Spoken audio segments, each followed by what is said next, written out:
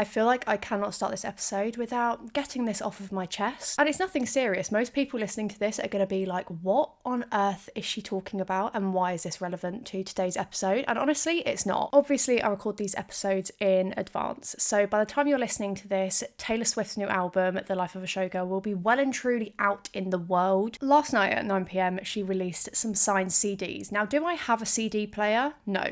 I have a record player, but was I in line to get one of those signed CDs? Absolutely. I was on her website probably 5 minutes before the CDs actually went live. The website would not refresh for me for probably about 4 minutes. By the time I did get onto the website, I clicked the CD, it was in my basket. I was in line to check out, and then it told me that my basket was no longer available. Sorry, what? These CDs literally sold out within a matter of 2 minutes, and I don't think that's fair on us UK Swifties. I don't have anything signed of Taylor's and I really want something. So Taylor Nation, if you're listening to this, like somehow, I don't know how you would be listening to this, but can we please have more stock? Because I really feel like I need that in my life. But anyway, that's my little rant, my ramble for today's episode. Hey everyone, it's Mads. Welcome back to the Lowkey Adulting podcast. Thank you so much for joining us today. It's going to be a good one. For anyone that doesn't know, I am 22 years old and I feel like I've done quite a lot of reflecting over the last few months, like since I turned 22, and I've been thinking about the highs, the lows,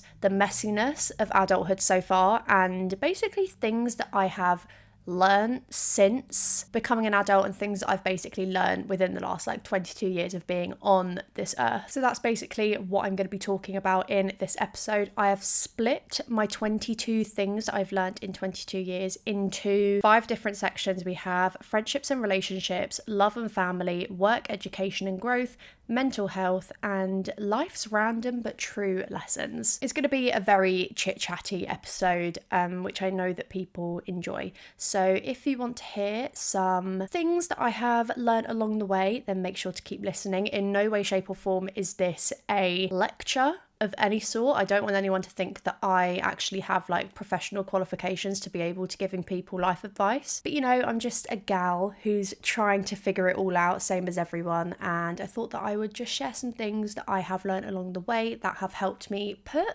everything into perspective, really, which I feel like is really important. So definitely keep listening and I'm going to jump right in. Starting with the friendships and relationships section, which I feel like is quite a good one to start with. Not every friendship is meant to last forever, and that is okay. I have accepted that. I am at peace with that. Secondary school was a really difficult and trying time for me when it came to friendships because I went through so many friendship groups, I can't even count them, simply for the reason that I just never really clicked with anyone. But then that in itself also made my whole thought process with friendships really difficult, if that makes sense. I think at the time, especially when you're younger, you think that the people that you meet on your first day or week of secondary school are the people that you're going to be friends with for the rest of your time that you're there. And honestly, it's just not the case. You try so hard, especially at the beginning, to make those friendships work just so that you've got a network of people around you. And that's not healthy. I definitely felt like I had to conform to certain stereotypes to fit in secondary school and fit in with certain groups of people. So I would change the way that I acted and elements of my personality just so that people liked me. And you definitely should not be doing that just to have friends. Your real friends will come along, they will love you and accept you for who you are. You do not need to change a single thing about yourself. And at the time, of course, it is really difficult to lose friendships, especially if they're friendships that you've been building on for years. But sometimes you do grow apart from people, and that is normal. That is literally part of life. And especially within the last few years, I've definitely realized that I value the friendships that I have now so much more than I did in secondary school, just because you grow out of that bitchy stage. I went to an all-girls secondary school. You can imagine the bitchiness and even just all the drama, you're over it. I'm 22 at the end of the day. I don't have time to be bickering and arguing with people over dumb shit. And yeah, some of my friendships may have faded because of that, but I'm in a much better place now with my friendships than I ever have been. Moving on from that point, but it's kind of similar, I would say that quality over quantity when it comes to friends is absolutely essential for me. I can safely count my good friends on one hand, and my circle may be like totally minuscule, but I don't have any issue with that. I would much rather have a small circle and have like individual people that I see, rather than like be in a big friendship group where your friendships aren't as strong. Like, I feel so close to my friends now because it's more intimate and it's more one-on-one. And I just feel like you lose that when you have a lot of friends. Like, it's difficult to make sure that you're sharing your time equally with all of your friends and that you are putting the same amount of effort into all of your friendships. But it's so much easier to maintain strong friendships and relationships when your circle is smaller. And that's definitely something that I've learned over the last few years. I've never been like the biggest social butterfly, I would say. But, you know, like in college especially, I was part of a bigger friendship group, but they were more just like my friends. And then I had like 2 people within that friendship group that I was like really close to. And honestly, I feel like it does just change the dynamic when you have that sort of dynamic within a big friendship group. I have absolutely no issue with my friendships right now. I'm the happiest that I have ever been with my friendships. I feel like I'm finally close to people that are similar to me and that have the same values as me. It's taken me a really long time to get to that point, especially after secondary school. I just thought that like friends weren't for me. I really struggled to like trust people. Basically, I feel more fulfilled having a smaller group of friends and like a small number of friends than I ever did having like a big friendship group. The next thing that I've realised is that the best friendships are low maintenance. You can literally not see someone for 2-3 months because life sometimes does just get in the way, but then when you do see each other, it just picks straight back up. There's never that awkwardness when you first see each other again. It literally just feels like you saw each other a day ago. And a lot of my friendships were like that as well because so many of my friends went to uni. One of my friends at the moment is traveling. I probably haven't seen her in a year, but I know that when she's home and we actually do see each other, it's literally going to be like no time has passed at all, which is just like the best feeling. I think that's when you know that a friendship is really strong and really good as well, is when you don't feel like you need to see each other 24/7. The next one is more about relationships, I feel like, and it's that boundaries are not something that people should take offense to. They are healthy to have in place. And also just that communication is so key. You cannot have a boundary without discussing it with your partner or your friend. It's so important to have those open and honest conversations with the people that you're closest to, because it also just like builds a level of trust as well. And also your partner or your friend would never want to cross a boundary if it made you uncomfortable. But if you'd never had the discussion about it, then how were they meant to know? I think that boundaries and communication are the foundation of really strong friendships and relationships. And I think before I got into my relationship last year, I didn't really comprehend how important communication was and how openness in a relationship is like essential. It honestly just puts me at ease as well, like when I speak to my boyfriend about things. If something is on my mind or something's bothering me, if I didn't speak to him about it, whether it involves him or not, just like it could just be something that's happened that day, but if that keeps like festering in my mind, then it's only gonna make me spiral. So just having those open and honest conversations, I think, is literally essential in any form of relationship, whether that's a romantic relationship or a friendship. And the last thing that I've got in my friendships and relationships category is that if someone's energy feels off, trust your instinct, it probably is. A friendship is nothing if you cannot support your friends and if they do not support you. It gets to a point where you're so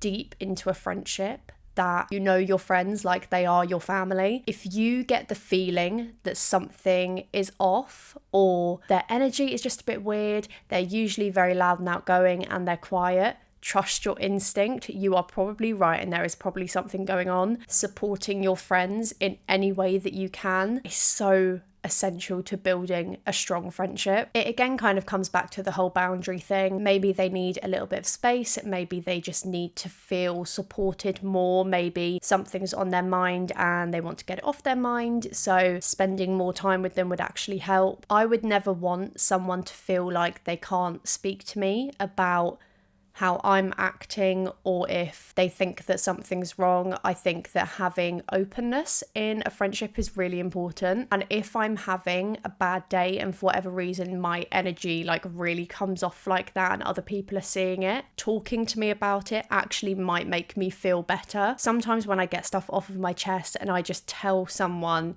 in like a brief few words how I'm feeling, it automatically feels like a weight's been lifted off of my shoulders because I've like got it off of my chest. So I just think that being there for your friends and supporting them in any way you can is probably one of the most important things you can do as a friend. Moving on to the love and family section. This is one of my favourite sections. First one is that true love feels more calm than chaotic. When I first got into my relationship, I thought that we were going to be wanting to do absolutely everything together, like physical activity wise, and just like constantly doing things and making sure that we're making the most of our relationship. But actually, making the most of our relationship, in my view, is spending quality time together where you don't actually need to be doing a lot. I love my lazy days with my boyfriend, just being able to spend time with him. Maybe we watch a film or we watch a TV show, we play games. Sometimes it's those moments that really make me realise how happy I am. I don't need to constantly be doing loads of activities with him and going out every weekend. Having those cozy quiet days where you can really spend time together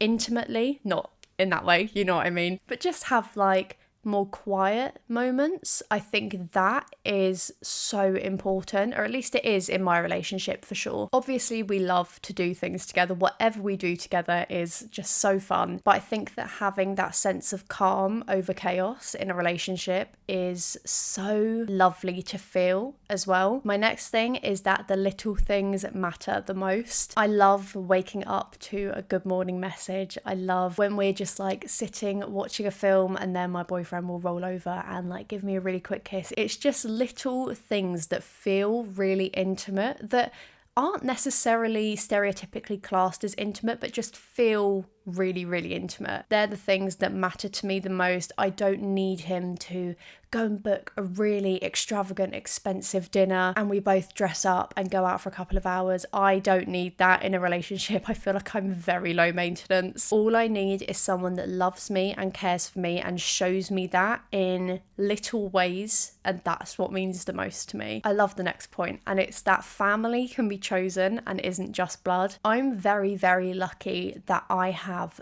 literally the best family. I'm so close to everyone. It's like the best feeling when everyone in the family gets together. And also my family is quite big, especially like my mum's side, there's a lot of people, but when everyone's together, it's just so perfect. But mainly with this point, I just mean that friends can be classed as family as well, which I 100% agree with. My mum, dad and I have a family that we are really, really close with that literally come to every single birthday party. We spend so much time with them, and to me, they are family over being like family friends, if that makes sense. I just love that you can build those relationships with people. Like obviously naturally you're like supposed to be close to your family, like obviously, but I just love having those relationships with people where you have conversations with them that you would have with your family members and your family know about them and always ask after them. I just absolutely love that. And I think as well, probably a lot of people class some of their closest friends as family. Like, you know, when you hear people say like auntie so and so, but it's actually like their mum's best friend from uni, like it's not their actual auntie, but you're so close to them that it's like that relationship. I just absolutely love that. My next thing is that relationships aren't always 50-50. Some days it might be 70-30, it might be 80-20, it might be 40-60, whatever it is. This kind of loops back to how I was saying that communication is so key. If you are having an off day. Not even that you're being off with your partner, but just like the whole day has gone to shit, you're in the worst mood and you just don't have any energy, you don't want to do anything. I feel like it's your job when you're in a relationship to do everything you possibly can to make your partner feel supported, loved, comfortable.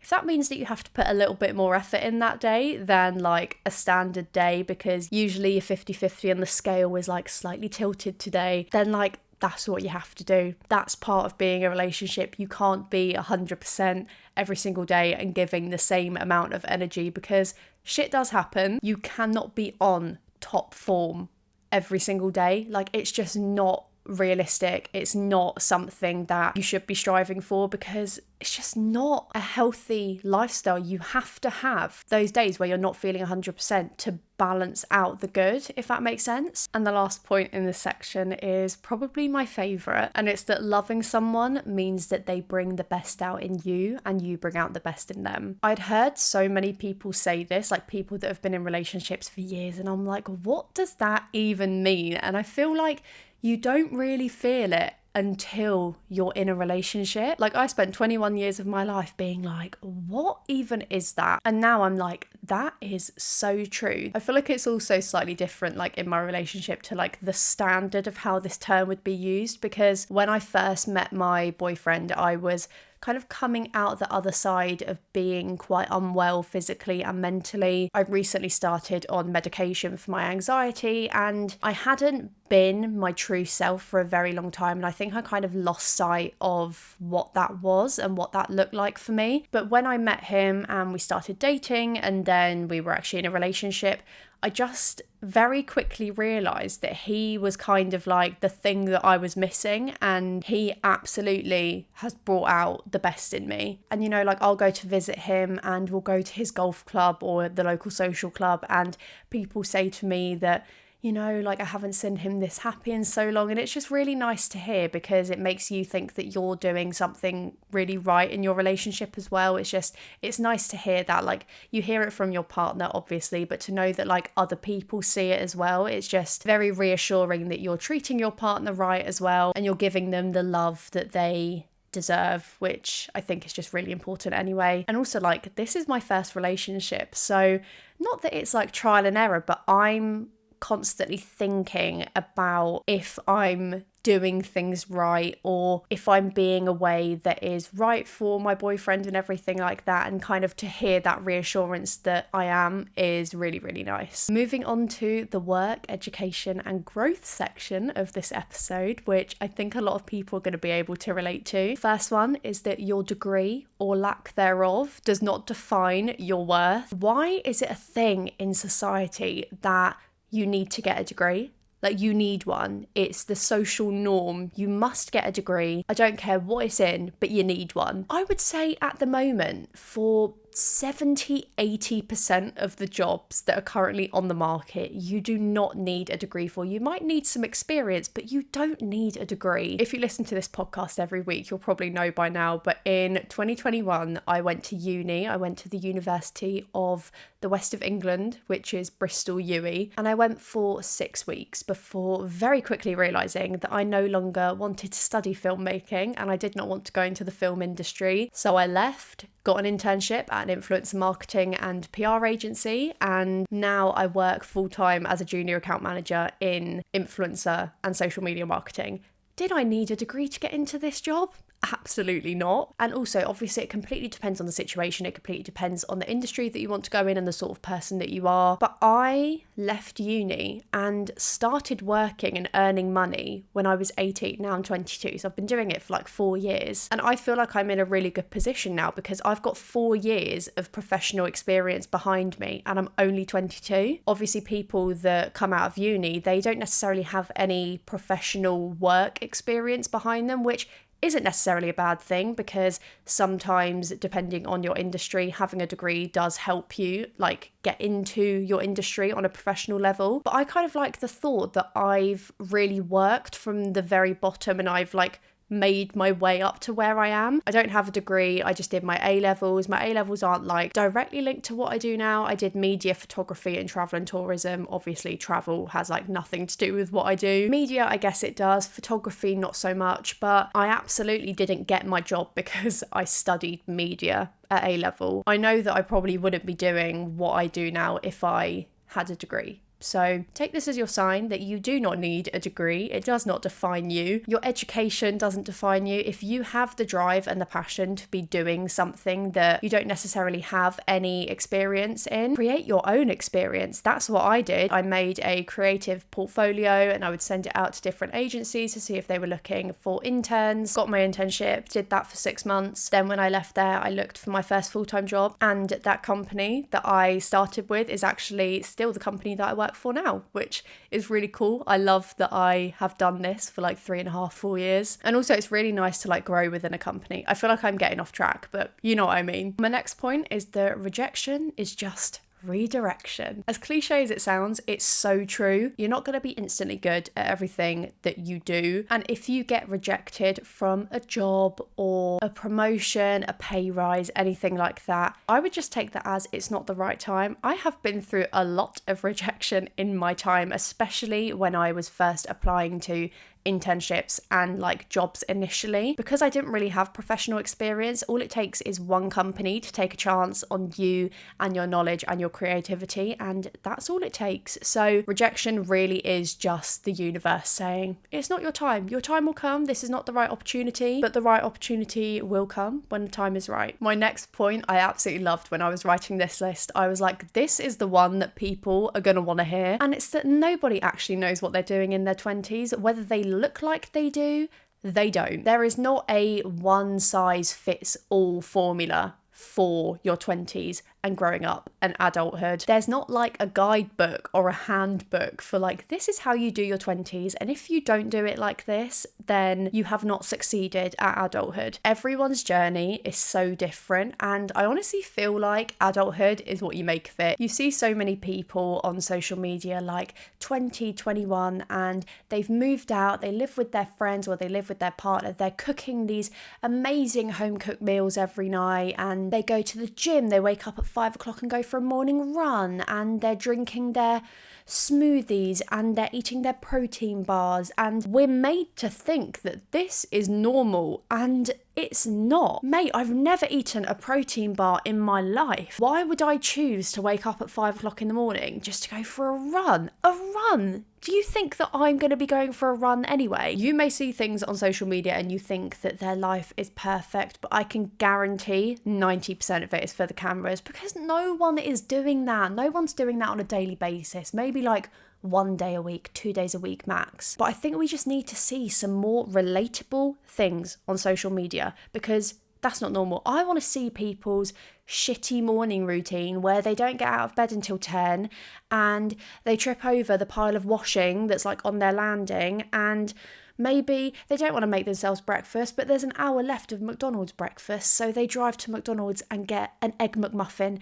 and 3 hash browns, because that's more realistic than me waking up and making myself porridge with banana, and I'm going to have some avocado on toast on the side, and I'm going to go for a run, and I'm going to go and get my matcha. Like, no, I don't want to see that. I want to see the more relatable realities of life. Okay, moving on from that, the next thing that I have is that asking for help is a strength, not a weakness. How on earth are you supposed to grow in any field, whether that's friendship, relationship, work, education, anything like that, if you don't ask questions or ask for help? How can you progress? How can you get better? If you're in a workplace and you're trying to make it out like you know what you're doing and actually you don't, it's only going to come and bite you in the arse. And also, if you need help with something, ask for it, and it shows your initiative that you are interested in progressing and learning. It's absolutely a strength. It's not a weakness, and anyone that says otherwise, do not listen to them. This is why we have the Lowkey Adulting podcast, for conversations like this. And my last point in this section is that sometimes you learn more out of school than you do in school. Mate, I don't know the last time I used Pythagoras theorem. Do you? Like, why do we not have lessons about money and true sex education? Like, the sex education that you have in secondary school is not what actual sex is. Like, we need to have more structure in schools, in my opinion, when it comes to actual life lessons. 95% of people do not need to know pi to 10 figures. Like, why is that even relevant? Why is that something that you feel like you need to know? Or what was that thing? It was like Sokotoa, and it was something on your calculator, and it was like tan and sine, and there's another cas, something like that.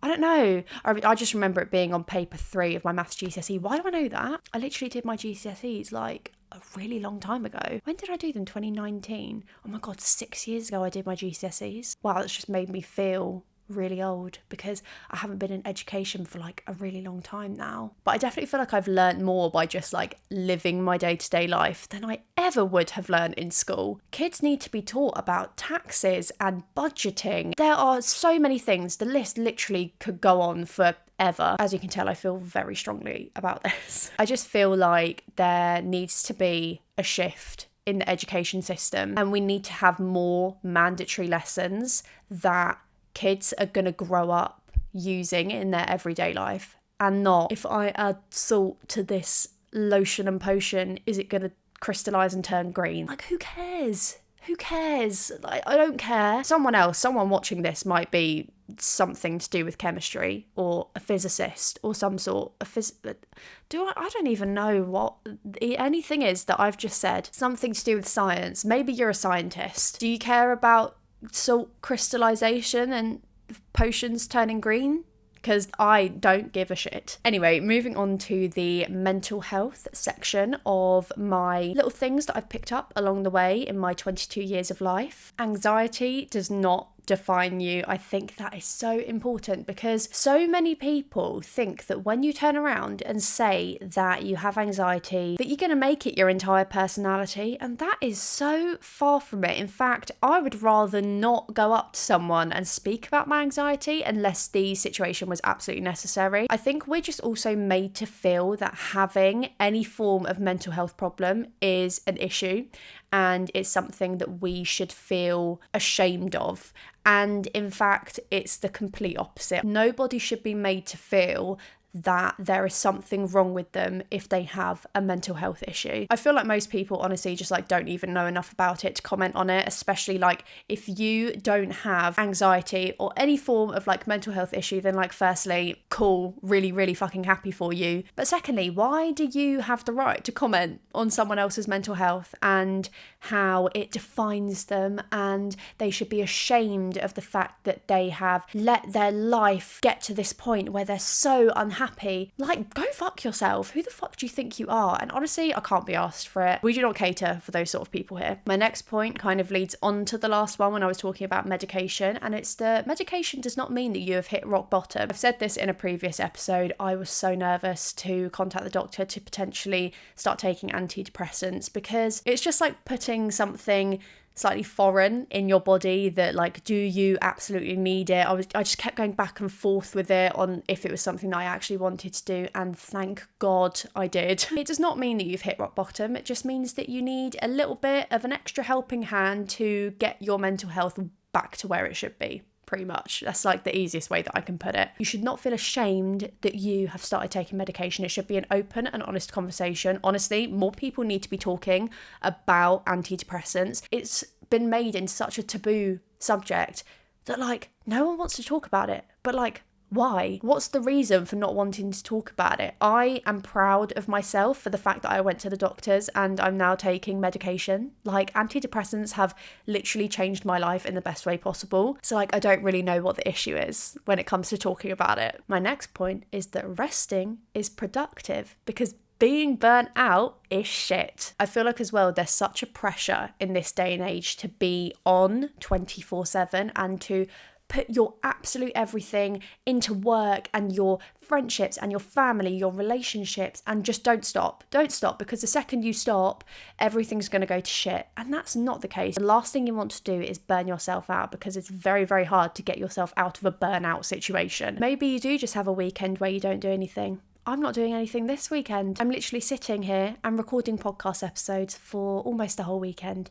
And this is like my form of therapy. This is like my rest. This is what I need. Rest is so important. Please protect your brain, protect your body, protect your mental health, because you need all of it to function. You need to live a long and happy life. And if you're burning out every 5 bloody minutes, then we have a bit of an issue. We have run into an issue, and nobody deserves that. We are nearly at the end of my list, but my next point is that social media is a highlight reel. It kind of leads back to what I was saying a few minutes ago. Not everything you see on social media is real. I'm so aware that like the more that something is put in front of your face on social media, the more you start to believe that that is a reality that you should be living. It's not. And I'm just so glad that there are more creators nowadays that are showing the real day-to-day things that happen in life that 99% of the people in this world experience. I care about what you ordered from the Chinese last night. That's my sort of influencer. That's the side of TikTok that I'm on. And my last thing in this section is that your best is allowed to look different on different days. If your best one day is getting up, putting on a nice outfit and going down to Brighton with your boyfriend and spending a really nice date day out, but the next day your best is getting up, putting on some joggers and a hoodie and going and sitting downstairs and watching a Disney film, then like, great. Your best is going to be different on every single day. It completely depends on how you wake up, the sort of mood you're in, what your hormone levels are, what time of the month is it. As I said, there's a pressure to be on all the time, and it's just not on. You see what I did there? It's not on. I'm probably off like 80% of the time. Like, it's just not an accurate representation of life. And I hate that we live in a society where you're made to feel that like if you spend more time indoors than you do out, it's an issue. Like, I just hate that. At the end of the day, your best is your best. It's not anyone else's best.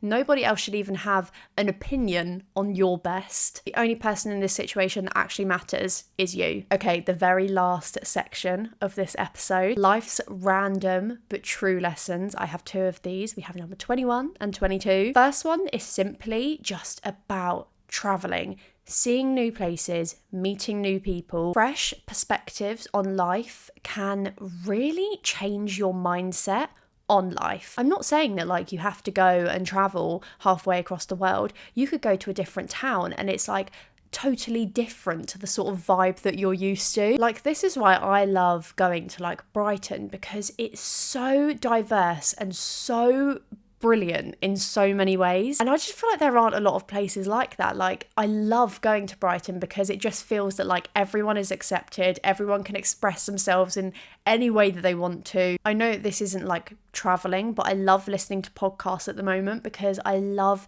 hearing about people's life stories and how like everyone is so different and the trials and tribulations that they've been through to like get to where they are now. I just find it so interesting. I love learning about new people, new places. So even if you're visiting a new town or a new city or anything like that, take in your surroundings in the sense of learning about culture and people and the way that people live their lives. Like, it's just so interesting and it makes you think a lot as well. Like, it just makes you think about life and how people have got to where they are. It's just so interesting. And the last thing is probably one of the most important things that I'm going to be talking about in this episode, and it's that nobody is thinking about you as much as you think about yourself, and I mean that in the best way possible. I just think that we think too much about what other people think of us. I'm not being funny, but when I'm walking down the street, I'm not paying attention to what someone's wearing, what shoes they're wearing, how they've done their hair.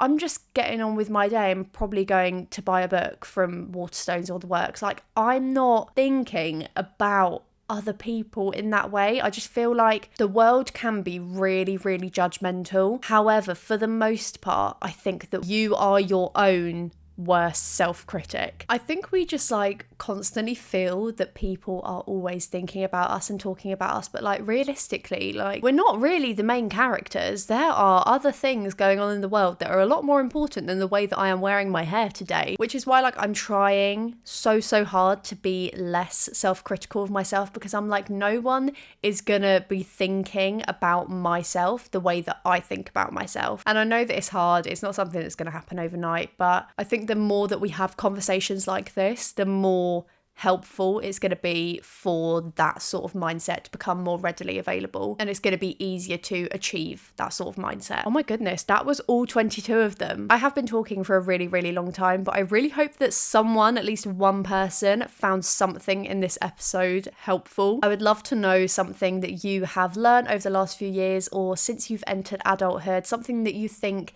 is gonna really help other people and that they might find beneficial. Definitely leave a comment on this episode. Give it a thumbs up. If you're watching on YouTube, definitely subscribe. If you're listening on Apple or Spotify, please leave a review, because it really does help. I don't think anyone actually realizes like how much reviews help on podcasts, but they really do. If you're new to Lowkey Adulting and this is the first time that you have listened to an episode, then I really hope that you enjoyed it. Please consider subscribing. We are here every single Monday at 8 a.m. We're helping you start your week off right, but this is the podcast where we have unfiltered conversations about life, love, and adulting, everything in between. Nothing is off limits, anything goes. And I really hope that you found an element of this episode helpful. Make sure to go and follow the podcast over on Instagram and TikTok. Go and subscribe to the YouTube if you haven't already. All of the links will be down below in the description box. Thank you so much for listening. I will see you very soon with a brand new episode. Bye for now.